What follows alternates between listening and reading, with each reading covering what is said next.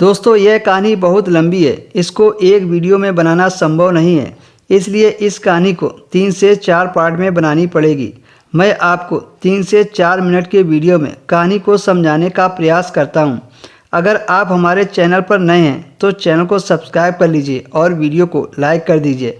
तो दोस्तों कहानी को शुरू करते हैं। ये बात उन दिनों की है जब पायल अपने मायके वाले घर में थी।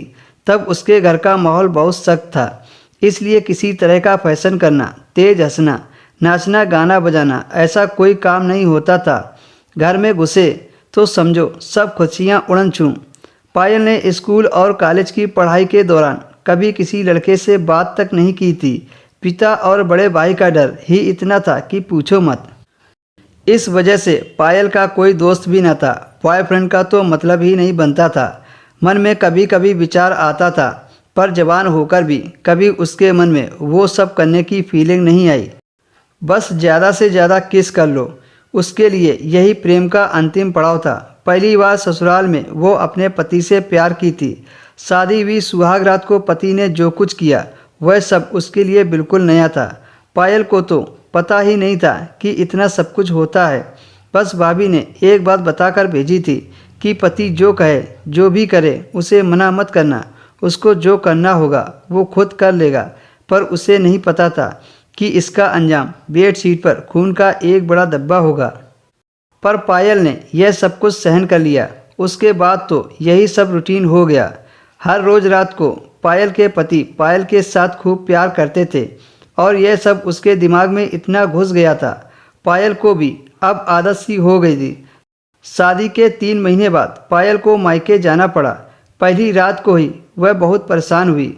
वह चाहती थी कि उसका पति आए और मेरे साथ वह सब करे, पर वह तो पायल के साथ थे नहीं। पायल भी भाभी के साथ सो रही थी। उसने अंधेरे में देखा तो भाभी का पल्लू सीने से हटा था और सफ़ेद ब्लाउज में उनका सीना आधे से ज़्यादा दिख रहा था। पायल के मन में न जाने क्या आया। पायल ने भाभी के सीने को हाथ लगाया। फिर पायल सो गई और अगले दिन सुबह उठी तो वह बाथरूम चली गई। सारा दिन घर के काम काज में बीत गया। दोपहर के बाद भाभी ने पायल को बुलाया और पूछा, तुम अपने पति से कितना प्यार करती हो? पायल ने कहा, बहुत ज़्यादा। भाभी बोली, अच्छी बात है। भाभी बोली, मान लो तुम्हारे पति तुम्हारे पास ना हो तो तुम कितने दिन तक अपने पति के बिना रह सकती हो? पायल ने कहा, बहुत मुश्किल होगा पति के बिना रहना। भाभी ने कहा, अगर कोई और तुम्हारी आग को ठंडा करना चाहे तो तुम करने दोगी? पायल ने कहा, ये कैसी बातें कर रही हो? ये तो धोखा है, मैं ऐसा नहीं कर सकती। तो ठीक है, जलती रहो ऐसे, मैं तो जा रही हूँ अपनी आग को ठंडा करने। पायल ने पूछा, कहाँ जा रही हो? भाभी ने कहा, तुम्हें चलना हो तो बोलो, तुम्हारा भी इंतज़ाम कर दूंगी। पायल ने बोला, मुझे नहीं जाना, तुम ही जाओ। भाभी घर से चली गई और फिर पायल भी। दोस्तों अब इसके आगे की कहानी आपको नेक्स्ट वीडियो में मिलेगी।